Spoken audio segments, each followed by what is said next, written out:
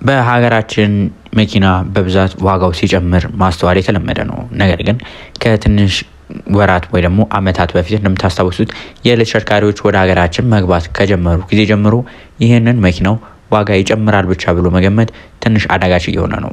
አንዳንድ ጊዜም በከፍተኛ ሁኔታ ሲቀንስ አስተውላችሁት ነበር።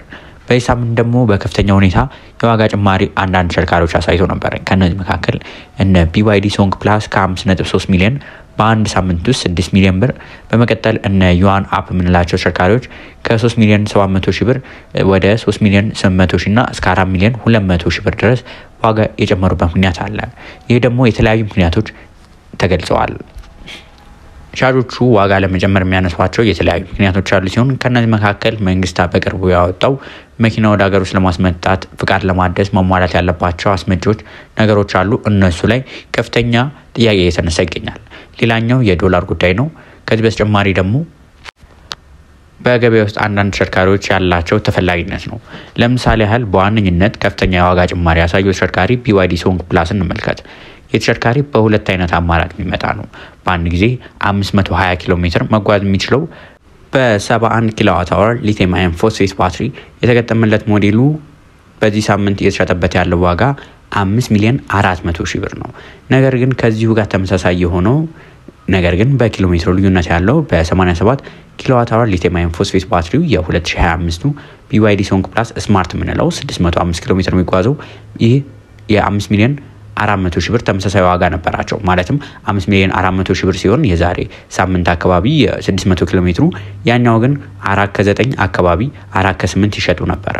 በአሁን ሰዓት ግን ይሄኛው ባለ 600 ኪሎ ሜትሩ በአሁን ሰዓት የተሸጠበት ያለው ዋጋ ከ6 ሚሊዮን ብር ጀምሮ ሲሸጥ 500 ኪሎ ሜትር የሚጓዘው ደግሞ በ5 ሚሊዮን 400 ሺህ ብር እየተሸጠ ይገኛል።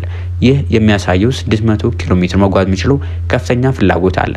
ነገር ግን ደግሞ ወደ ሀገር ውስጥ የሚገቡ ተሽከርካሪዎች እንደ ከዚህ በፊት እንደነበረው በየጊዜው እየገቡ ስላልሆነ የዋጋ ጭማሪ አንዱ ምክንያት ሆኖ ታይቷል።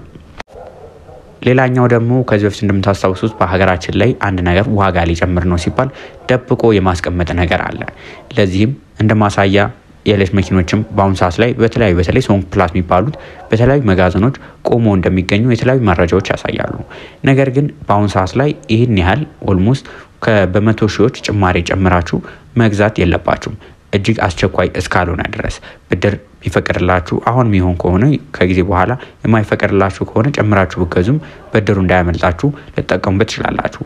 ነገር ግን መኪናውን ገዝታችሁት እንጠቀምበታለን በካሽ እንገዛዋለን የምትሉ ከሆነ ይችን 2 ወር ከታገሳችሁ እነዚህ መኪኖች ዋጋቸው ወደ ነበረበት መመለሱ የማይቀር ነው። እንዲሁም ከዚሁ በታች የመውረድ እድል አላቸው።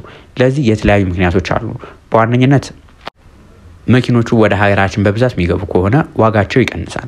ሌላኛው ደግሞ የኤሌክትሪካሪ እንደ ብረት ወይ ደግሞ እንደ ሌላ ነገር አስቀምጠነው ዋጋው በነበረበት የሚቀጥል አይደለም።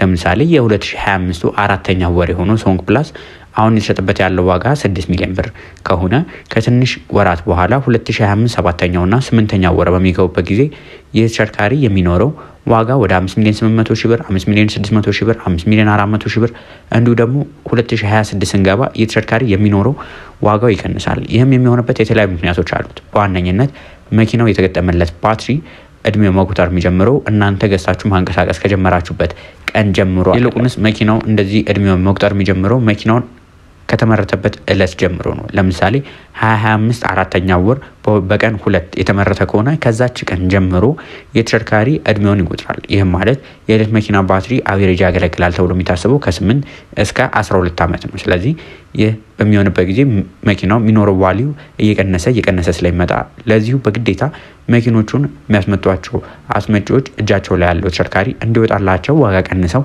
ማስወጣታቸው የማይቀር ነው።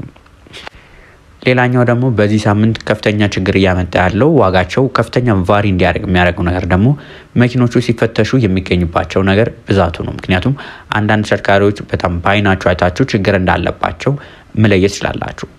እንደምታውቁት አዶኒያስ ካር ሪቪው ከኢንዛ አውቶሞቲቭ ኮንሰልቲንግ ጋር ኮላብ በማድረግ የመኪኖችን ፍተሻ እያከናወንን እንገኛለን። መኪኖችን የነዳጅ የሃይብሪድ እንዲሁም ደግሞ የኤሌክትሪክ ተሽከርካሪዎችን ያለጠፈም ተሽከርካሪዎችን ቼክ እያደረግን ነው። ፍተሻ እያከናወንን ነው። የኛ ፍተሻ ከሌሎቹ ትንሽ ለየት የሚያደርገው ነገር መኪናውን ሙሉ ለሙሉ የባትሪ ሄልዝ ብቻ ሳይሆን የመኪናውን እያንዳንዷን ፓርት ቼክ አድርገን ነው የምናስረክባችሁ። ከዚህ በተጨማሪም ደግሞ ተጠያቂነት ያለው ነው። መኪናውን ስትገዙ በእኛ በኩል አስፈትሻችሁ የሚሰጣችሁ ወረቀት አለ።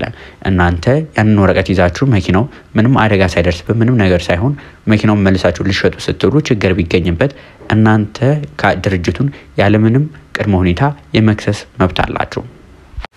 በዚሁም ፍተሻ ብዙ ችግሮችን እያገኘን እንገኛለን።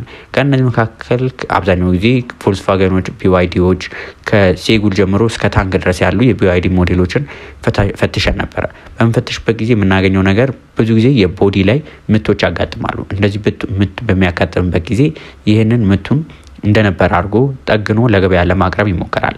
እንደምታውቁት ወደ ሀገራችን ሲገቡ ተሽከርካሪዎች ከመኪና ላይ የመውደቅ ነገር ያጋጥማል፣ መኪና የመገልበጥ ነገር ያጋጥማል። ከዚህ ውስጥ በተጨማሪም ደግሞ ቻይና ውስጥም ሙሉ ለሙሉ ባትሪያቸው ተቀይረው የመጡ ተሽከርካሪዎች አሉ። ይህ በሚሆንበት ጊዜ ገበያ ውስጥ ወጣችሁ የትኛውን መኪና ለመግዛት ስትሞክሩ ዋጋቸው ከሌሎቹ ትንሽ የመቀነስ ነገር አዝማሚያ ልታዩ ይችላላችሁ። አንዳንድ ጥሩ ያልሆኑ አስመጪዎች ግን ምንም አይነት የዋጋ ቅናሽ እንኳን አይደለም መኪናው ችግር እንዳለበትም አይነግሯችሁም። እኛ በፍተሻ ጊዜ ነው ብዙዎቹ 90% መኪናው ችግር እንዳለበት የምናውቀው እንጂ አብዛኛው መኪና አስመጪ መኪናው ችግር አለበት ስለዚህ በዚህ ምክንያት እንዲህ ተሰርቶለታል የሚል አስመጪ እውነት ለመናገር እስካሁን አላጋጠመንም። እናንተ ግን እኛ ጋር ደውላችሁ መኪናውን ከማስፈተሻችሁ በፊት ባይናችሁ አይታችሁ መኪናው ችግር አለበት የለበትም የምትሏቸው ቀላል ነገሮች ልንገራችሁ።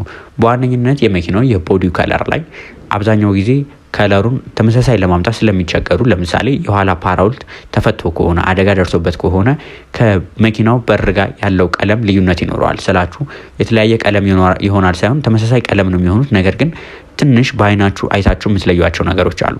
ከዚህ በተጨማሪ ደግሞ ከመኪናው ስር ስታያቸው የተቦረደፈ ነገር ወይ ደግሞ የተቀደደ ነገር ካለ የባትሪ ሴሉ ላይ ችግር ሊያመጣ ስለሚችል እኛ መተን ከመፈተሻችን በፊት እናንተ የመኪና ባይናችሁ አይታችሁ ችግር እንዳለበት መጠርጠር ይችላላችሁ። እንግዲሁም ሌላ መኪና ማዘጋጀት ይችላላችሁ።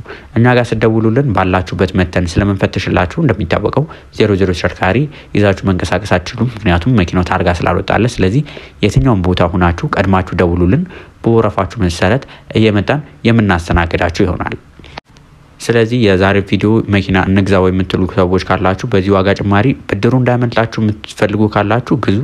ያ ካልሆነ ግን ትንሽ ዋጋ መቀነስ ከትንሽ ጊዜያት በኋላ መምጣቱ ስለማይቀር እንዲሁም አዳዲስ ሞዴሎች የቢዋይዲም ቮልክስዋገንም ቻንጋንም እንዲሁም ሌሎችም የቻይና ብራንዶችም እንደምታውቁት በአሁኑ ሰዓት ላይ ገበያውን በብዛት እየተቆጣጠረ ያለው የቻይና ብራንድ ስለሆነ እየገቡ ስለሆነ ትንሽ ረጋ ካላችሁ የተለያዩ አማራጮች ሊኖሯችሁ ይችላል።